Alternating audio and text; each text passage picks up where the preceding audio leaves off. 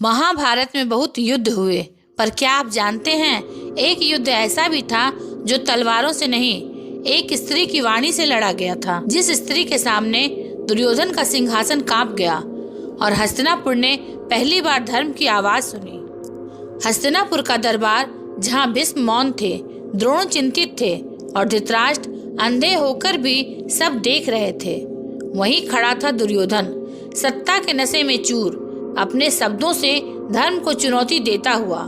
और उसी सभा में एक स्त्री प्रवेश करती है, न उसके हाथ में शस्त्र, न सिर पर मुकुट, पर उसकी एक एक वाणी राज सत्ता की जड़ों को हिला देती है। यह कहानी है विदुर की पत्नी सुलभा की, जिसने दासी पुत्र के अपमान को धर्म युद्ध बना दिया और दुर्योधन के अहंकार से सीधा टकराव किया। तो आइए उस क्षण में चलें जहां एक स्त्री ने पूरे हस्तिनापुर को आईना दिखाया और समझें कि असली शक्ति सिंहासन पर नहीं, सत्य के साथ खड़े होने में होती है। हस्तिनापुर की संध्या आज कुछ अलग थी। आकाश में लालिमा ऐसे फैली थी मानो आने वाले अपशगुन का संकेत दे रही हो। राजप्रासाद के गलियारों में स्वर्ण दीप जल रहे थे, पर उन दीपों का प्रकाश भी दरबार में छाई अहंकार की अंधकार को दूर न कर सका। राजा धृतराष्ट्र के आदेश से एक विशेष सभा बुलाई गई थी। विषय था राज्य के दान, कर और ब्राह्मणों के भरण पोषण की व्यवस्था। सभा में भीष्म, द्रोण, कृपाचार्य, विदुर और कौरव उपस्थित थे। पांडव वनवास में थे, पर उनके नाम की गूंज अब भी सभा में मौन रूप से उपस्थित थी। विदुर अपने शांत स्वभाव में हाथ जोड़े सभा के एक ओर बैठे थे।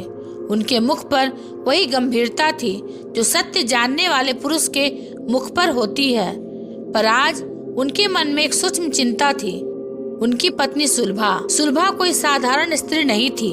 वे ब्राह्मण कुल में जन्मी, वेद उपनिषदों की ज्ञाता, तर्क और धर्म में प्रवीण और स्वाभिमान की प्रतिमूर्ति थी। विदुर जैसे धर्मनिष्ठ पुरुष की पत्नी होना सरल नहीं था, क्योंकि वहाँ विलास नहीं, केवल सत्य और संयम था। सुलभा ने वही जीवन स्वीकार किया था। सभा के मध्य में दुर्योधन खड़ा हुआ, उसकी वाणी में वही घमंड था जो सत्ता और अंधे अहंकार से जन्म लेता है। पितामह, दुर्योधन बोला, राज्य का धन उन लोगों पर क्यों व्यय किया जाए जिनका राज्य से कोई प्रत्यक्ष योगदान नहीं। कुछ लोग केवल उपदेश देते हैं, स्वयं कुछ नहीं करते। सभा में मौन छा गया। विदुर समझ गए यह संकेत उन्हीं की ओर है। भीष्म पितामह ने गंभीर स्वर में कहा, दुर्योधन, शब्दों का चयन सोच समझकर करो। दुर्योधन हंसा, मैंने किसी का नाम नहीं लिया पितामह, पर जो स्वयं दासी पुत्र है वह राज्य को क्या सलाह देगा। यह सुनते ही सभा में सन्नाटा छा गया। यह केवल विदुर का अपमान नहीं था, यह धर्म का अपमान था। विदुर ने सिर झुकाया पर बोले नहीं। उनके मौन में क्रोध नहीं बल्कि करुणा थी। तभी सभा के द्वार से एक शांत किंतु दृढ़ स्वर गूंजा, राजकुमार दुर्योधन, क्या दासी पुत्र होने से धर्म छोटा हो जाता है? सभी ने द्वार की ओर देखा। वहां सुलभा खड़ी थी। उनका मुख तेजस्वी था, वस्त्र साधारण पर व्यक्तित्व राजसी। उन्होंने किसी की अनुमति नहीं ली, क्योंकि सत्य को अनुमति की आवश्यकता नहीं होती। धृतराष्ट्र चौंक पड़े। देवी सुलभा, आप यहाँ? सुलभा ने सिर झुकाया।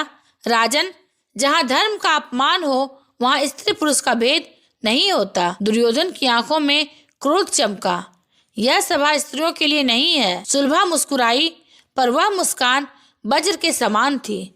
और यह धर्म सभा नहीं है जहाँ अहंकार बोले। सभा में सरसराहट फैल गई। दुर्योधन ने तीखे स्वर में कहा, तुम विदुर की पत्नी हो, अपनी सीमा जानो।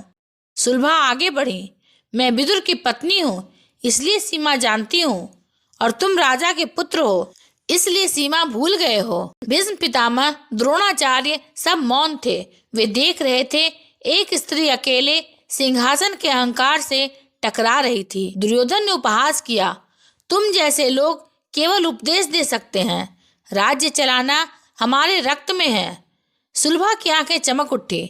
रक्त में केवल हिंसा बहती है, राजधर्म नहीं।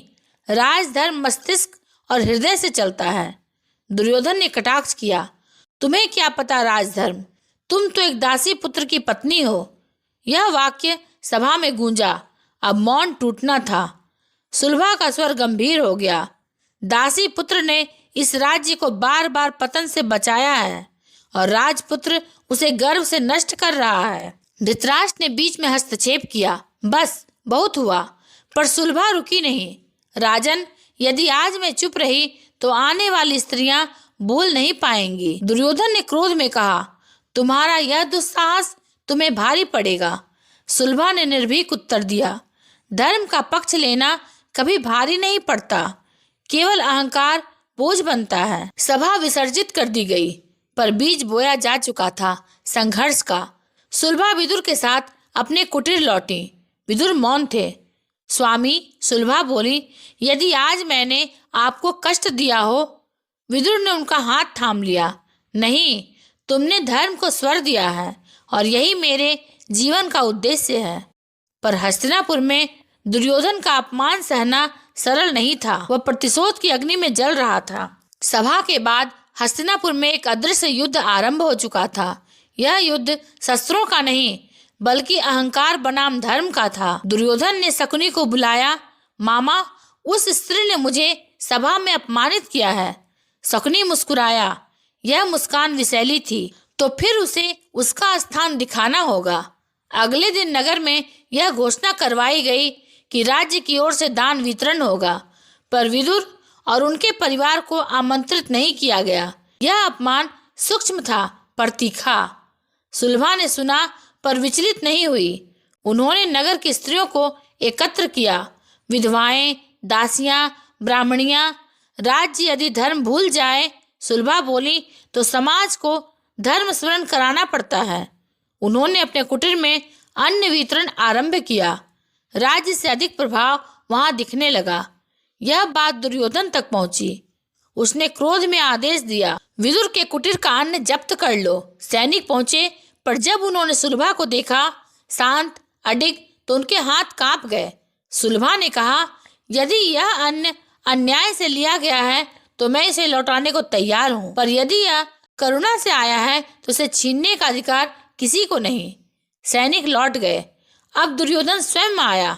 यह राज्य मेरा है, वह चिल्लाया।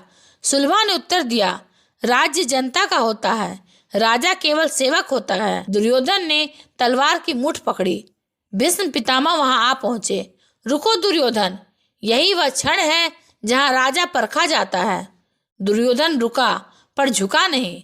सुलभा ने अंतिम बार कहा, जिस दिन स्त्री के शब्द से राजा डरने लगे, समझ लेना अधर्म की नींव हिल चुकी है। दुर्योधन लौट आया, पर उसके मन में एक भय जन्म ले चुका था, सत्य का भय। उस रात विदुर ने सुलभा से कहा, हमें यह नगर छोड़ देना चाहिए। सुलभा मुस्कुराई, जहां धर्म हो वही हमारा नगर है। कुछ समय बाद कुरुक्षेत्र का युद्ध हुआ। हस्तिनापुर जला, सिंहासन गिरे, और जब दुर्योधन अंतिम श्वास ले रहा था, उसे एक क्षण के लिए वह स्त्री याद आई जो निशस्त्र होकर भी उससे टकरा गई थी। धर्म जीत गया था, पर बहुत देर से। अगर आपको यह वीडियो अच्छा लगा हो तो इसे लाइक, शेयर और सब्सक्राइब अवश्य करेंगे। अंत तक देखने के लिए आपका धन्यवाद।